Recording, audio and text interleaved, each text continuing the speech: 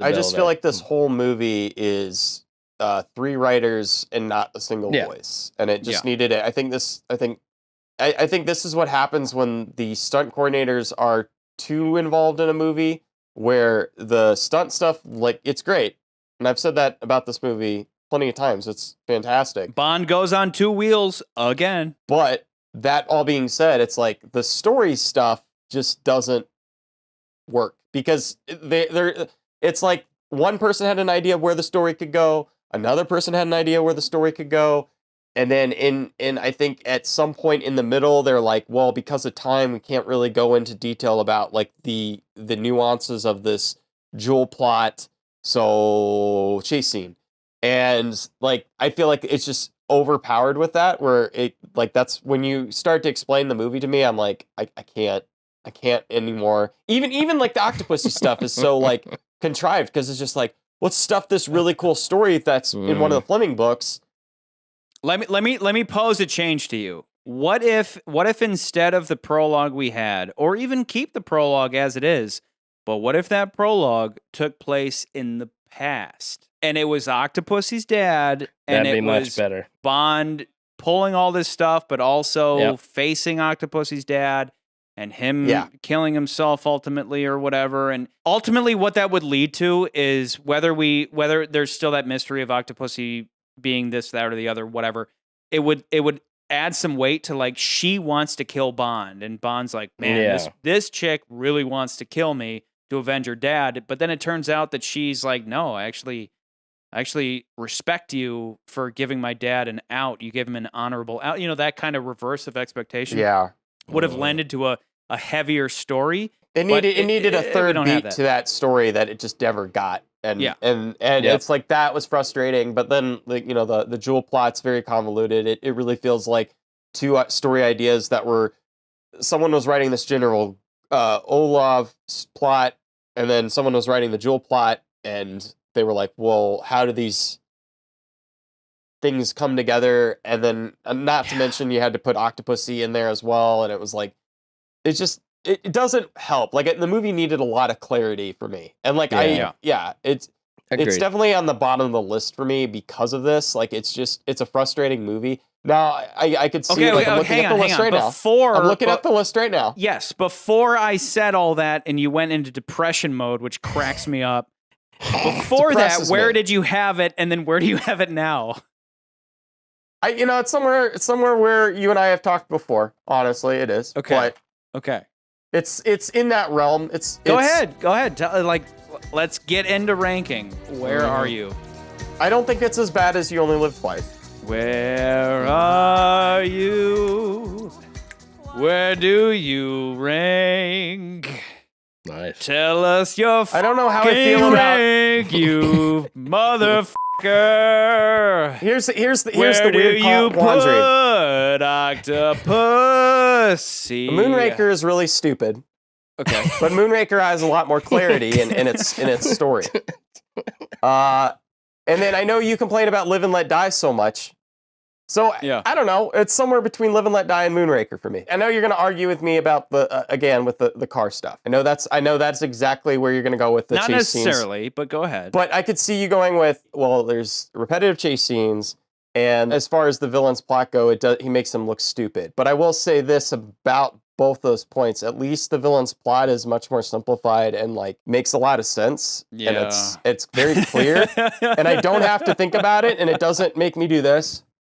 Yeah. The action is just as good. I think the boat chase scene is still pretty top notch in that movie overall. Yeah. Even though you have Sergeant J.W. Pepper, which you and I both love, he's still an element that kind of adds to the overall essence of the story. With this, it's just like the convoluted plot, but I could see it going above Live and Let Die.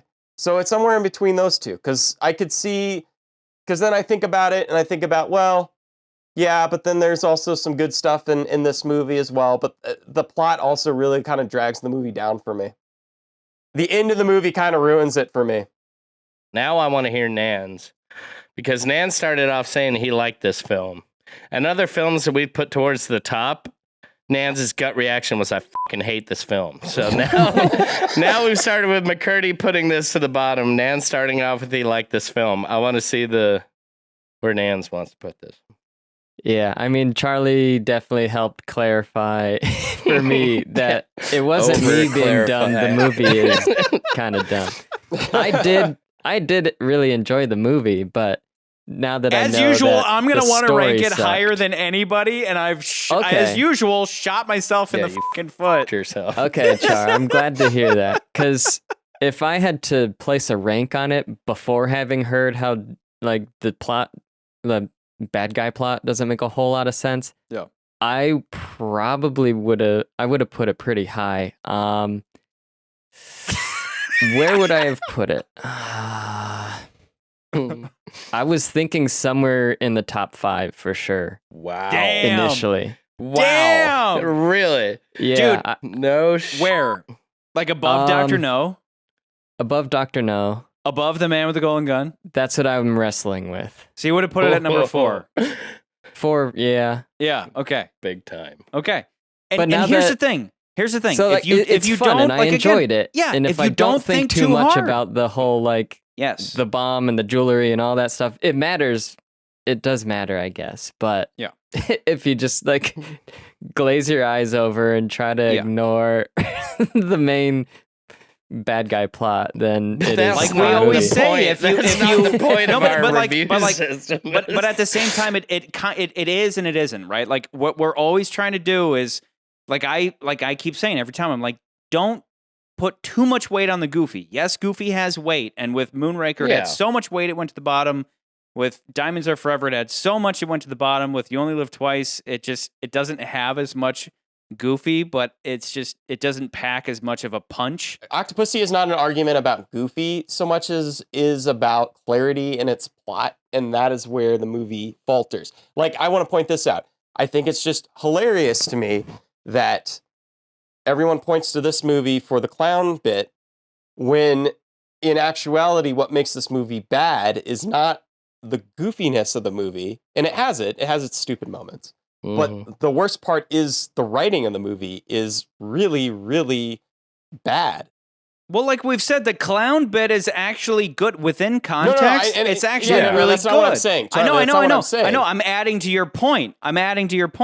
It's like the clown bit is actually good within context. And my whole thing is that if you ignore all the bitchings that I did trying to analyze the plot, all you need to know is that there's a bomb on this U.S. Air Force base and Bond has to get to it. And then all you need to know is that they're trying to get to Kamal Khan, but like Bond needs to rescue Octopussy, even though he should have gone in there with her at the first point. I'm shooting myself in the foot again. It's somewhere, you know what, Charlie, I could live with it being next to Thunderball, and the fact that Thunderball also has some really stupid plot. Thunderball is right above Live and Let Die. At least with other movies that have stuff that don't make sense, it's pretty blatantly obvious. With this one, it's like you kind of have to think about it. It's not so surface, like obvious that it doesn't make sense. Though. I don't know. It is. It's like we have jewels, and then we have a nuclear bomb, and then the connection between the two is very unclear. If you simplify it down to like Orlov wants to set off a bomb, Kamal Khan does something with jewelry that somehow is funding Orlov's plot, and Kamal Khan's getting money out of it. Even the end of the movie just is kind of added on, tacked on. It's like, oh, well, we have to get the bad guy. That whole extra bits. It's just really drags the movie down even more. Who doesn't love, though, when Bond slides down a banister and he's blowing motherfuckers away that was cool. with an AK?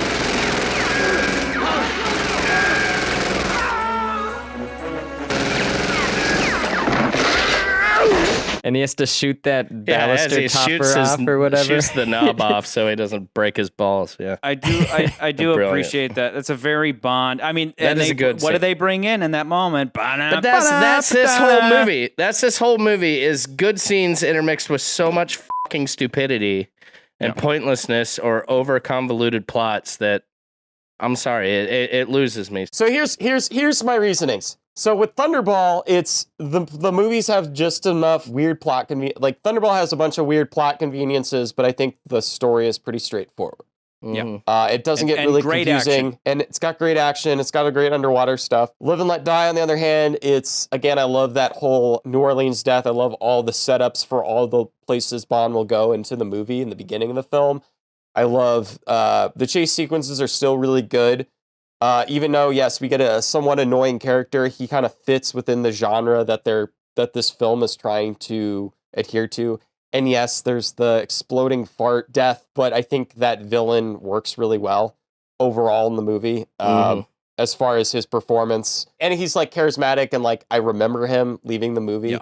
This movie, I will say, I always kind of forget that Kamala Harris is in this movie. I said that on purpose.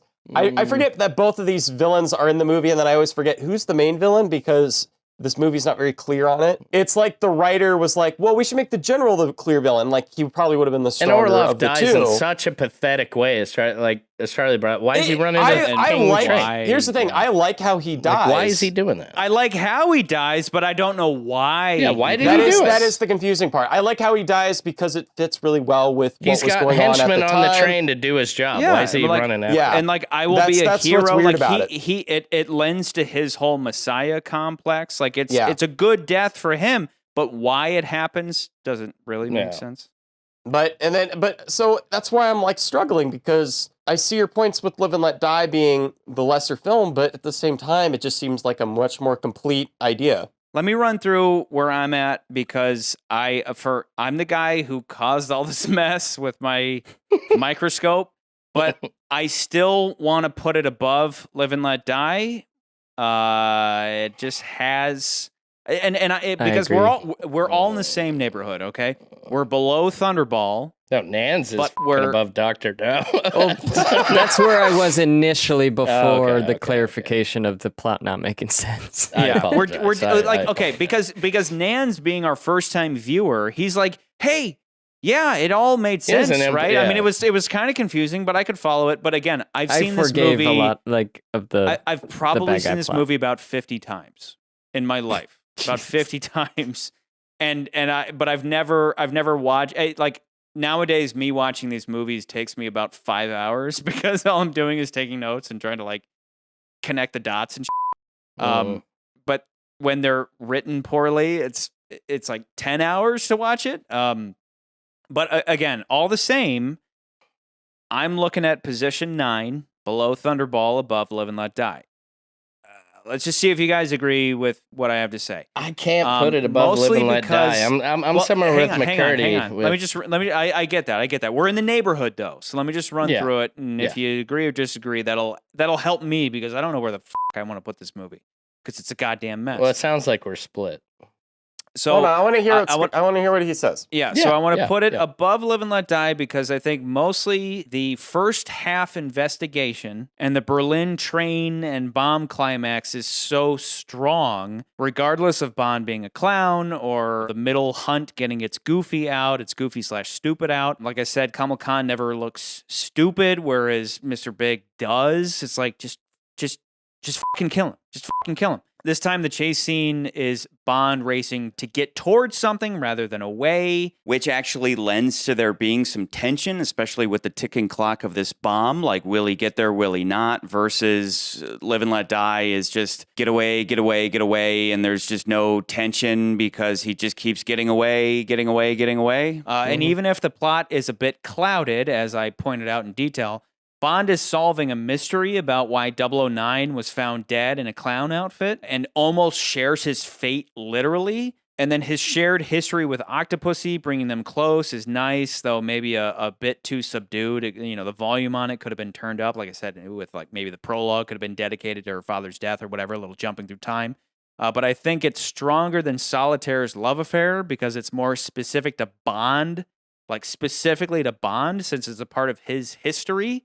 It's a bit unexpected in that sense. Maybe it's just a simple, like a rewrite thing, but it still is unexpected and therefore kind of intriguing. But I think it sinks below Thunderball specifically when the commando scene is given to a bunch of circus performers rather than our badass underwater scene, regardless of, how you feel about that. Like, that shit is still badass. And with this, it's like every punch thrown by a circus performer is weak and kind of lame. Circus performers should be able to do a bunch of cool shit. We do see some of them do cool stuff, like where they're flipping around, kicking dudes in the face, but everybody in the foreground looks lame. Everybody in the background looks great.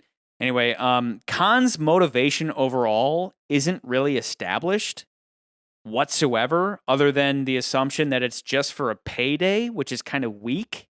Like, maybe if he wanted Octopussy for himself, like in a romantic way, like he wanted her, but she kept rejecting him, and he's like, whatever, bitch, I'm gonna betray you and I'm gonna steal all this money. Like, that would have been a little more personal rather than this guy, this just like vague bad guy looking for a payday. Like, Orlov's motivation is like rock solid and great, but Kamal Khan's is kind of weak. The plane ending is pretty terrific. As an action sequence, it's really cool. Yeah, like we said, like Tom Cruise is like, I want to do that, and he did. Like Tom Cruise straight up replicated that. But I still prefer the ending of Thunderball with the cheesy boat fighting over the steering wheel, followed by the flying away with the hook thing. But I think the plane ending here still beats out Live and Let Die's train fight. As you can tell, I'm kind of wishy-washy and back and forth, but overall, I think Octopussy just like packs a harder punch than Live and Let Die. Live and Let Die was still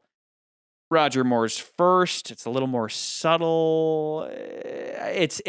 It's like, it's kind of a coin flip, but I'm kind of opting back to just an overall feeling of Octopussy being superior versus Live and Let Die's just like constant chase scenes and assassinations and just a bad guy who just feels powerless versus Kamal Khan, who doesn't feel powerless. He feels competent, but just naturally gets bested in the same way that Goldfinger naturally gets bested by Bond, rather than Goldfinger looking like a fucking idiot. I agree. Below Thunderball, above Lit and Let Die. I can settle with that. I can agree after your argument. Yeah. Whatever. McCurdy doesn't want it. I'm like, it's not that. I honestly want to know, though. This is probably the hardest movie to place in our history. This is tough. We're in the right realm. Which is bottom table for me, which is what I wanted. Right realm. Red realm. Right realm. I can live with it being a bit above Live and Let Die. I do think that there's a lot of stuff that Live and Let Die just does a better job of as a whole. Like what? Like, go into again, that. Like it's a clear Preparation H. Preparation H, bud. On the whole. I think the story's a little bit clearer. I think the plots as far as Bond's... no doubt the story's a little clearer. Like, yeah. As far as Bond's introduction into the story, right? It's, our agents are getting killed, go investigate. It's the kind of the same thing. It's like 009 is killed. Go figure out why 009 was killed. But I do like that... this goes back to, like, being more of a spy movie as far as the East versus the West. But I also think it's super convoluted in ways that just don't help the movie at all. Yeah. But I mean, I'm not saying like I'm going to fight tooth and nail, because I'm like, I think after we get past that 8th spot that I'm not, kind of like McCurdy saying, I'm not that concerned, because we get down, You Only Live Twice, Diamonds Are Forever, Moonraker, etc. They're all... I'm very certain it's above Thunderball. You know what I mean? Like, I can't not... I can be like, this is much better than Thunderball. Or sorry, Thunderball is a much better movie than this movie. Yes, sorry. Yes, and that's where I agree. Still I can't outclasses put it above it. Like, that's my new favorite word, is outclassing. And so far... I mean, if you just go through it, you're like, is it better than Goldfinger? No. Resident Love? No. Spy Loving? No. Like, if you just go through it, it's like, it once you get below that number 8 Thunderball threshold, it's definitely going to be in that realm. And this, like, the train bomb sequence is so strong. I think it's stronger than any of the plethora of chase scenes from Live and Let Die, where all it is Bond trying to get away. And well, he's yeah. In this one, he's trying to stop something versus trying to get away, and that's. But I mean, again, beyond a ticking clock, like I said, he's trying to get somewhere and stop it, and he's running into like he runs into like first off he falls off the train, right, which is like holy shit, how's he gonna catch up? Then he has to worry about the assassin on his trail. Then he has to start hitchhiking, which nobody picks him up. Then he finally gets picked up by some crazy Germans. Yeah, beer. Yeah. Like, you want to get drunk? And he's like, no, I'm trying to save your life. And then he's got the phone booth lady where, like, let's be real, James Bond would have just, like, cut her throat or, like, he would have thrown her out. But at the same time, I bet in his mind he's going, okay, I can either call and waste a bunch of time and I can deal with this chick, or I can just steal her car and I still have time to get to the base and handle it myself because nobody's going to be able to get there in time. Like, dealing with government bureaucracy, like, hey, there's a nuke in a cannon. Oh, this is a crank call. Hang up. Yeah. Bond knows. I just need to get there and handle it myself. Where can I find the base commander? It's urgent. Let's see your circus pass. Damn it, man, I said it's urgent. Get out with your hands up. And then he can't get into the circus, so he's got to become a clown. And then once he gets into the circus, he has to be a clown and convince the base commander. Like, all these layers are a lot of fun and really my cool. favorite part about that whole sequence is how, like, he is a clown, and it's almost played very dramatically as he's a clown. People are laughing at him. No one can take anything he does seriously. Are you saying it's like meta? Like Roger Moore's like, yes. Everybody thinks I'm a clown as James Bond, but I'm very serious? Yeah. Like, I know I like to have fun from time to time and, like, go to space, but, like, nobody takes me seriously. McCurdy, that's brilliant. Everybody get the f*** out. Yeah, but that's the moment in the movie that I'm like, that's the best. As far as the layers go, that's probably one of the better parts of the movie, for sure. That's actually incredibly deep. Part. Because, like, it's kind of scary because everyone's laughing and having a good time, and he's like, there's a fucking bomb. I got to figure out how to get to this bomb, you know? Yeah. I like that. I like that interpretation that this is Roger Moore screaming out, like, this is serious shit. And everybody's like, Bond movies are goofy. Everything you do is goofy. He's like, do you know how many times I've saved your life and you don't even know? Y'all are idiots. Bitch. Yeah. Yeah. I like that. So, yeah, I could, to wrap this up, I could be okay with putting it under Thunderball, above Live and Let Die. Okay. Yep. I'm there. All right. I'd be all right with that. Nathan, you were feeling spot number 5. Yeah, if I was going la la la la la la la la, ignoring like the whole plot, I would have probably placed it either 3, 4, 5, somewhere in there. Okay. Not to drag this out and like go into that whole discussion because it doesn't matter. For this ranking, the plot and everything does matter. So I'd have to. I think we've settled on a good spot below Thunderball, above Live and Let Die. But I really enjoyed it, and I would enjoy rewatching this movie. It's not a bad watch. It's just, it is. Somebody's going, Michael G. Wilson, none of this makes sense. And he's like, opening weekend, nobody's going to know. The first time viewers are going to be like, that was great. And then anybody watching it multiple times is going to be like, well, wait a second. They're going to know. They're never going to know. They're going to know, bud. So before we lock it in, let me just throw out my last note. First off, there isn't a single goddamn Bond joke in this whole movie. As far as a death, yeah. Nothing. He makes jokes, but yeah, your criteria of a Bond joke. Bond joke with death. None. So that was just a little depressing, but and then otherwise okay. Do you guys remember the name Admiral Motti? No. Admiral Motti is in Star Wars. I know we reference Star Wars frequently. This station is now the ultimate power in the universe. That's the guy sitting next to the base commander in the circus. Oh, that's why he looks familiar. Yeah, just had to point that out because of all the Star Wars, original Star Wars. The guy that gets choked by Vader? Your devotion to that ancient religion. I'm sure the general will get a big blast out of this. I know he won't be disappointed. That's this station is now the ultimate power in the universe, which that quote, like I wasn't a Star Wars head growing up, but that quote was the only thing that stuck out to me watching Star Wars for the first time. I thought that guy was awesome. And then he later shows up in like I was the kid watching Bond movies growing up. I wasn't the kid watching Star Wars and obsessing over it. But one could say that I loved Pussy from day one. Goldfinger still at number 1. From Rush with Love, number 2. The Spy Who Loved Me, number 3. The Man with the Golden Gun, number 4. Dr. No, number 5. For Your Eyes Only, number 6. On Her Majesty's Secret Service, number 7. Thunderball, number 8. Welcome Octopussy to number 9. Oh, we really fucked up not putting Octopussy at number 8. Moving on. Live and Let Die, number 10. Number 11, Moonraker. Number 12, Diamonds Are Forever. Sorry, you only live twice. I don't know if you're ever getting out from the bottom at number 13. Probably not. But you know, Sean Connery has got one at the top, one at the bottom, so whatever. McCurdy. The only leading actress to be in 2 Bond films, Maud Adams.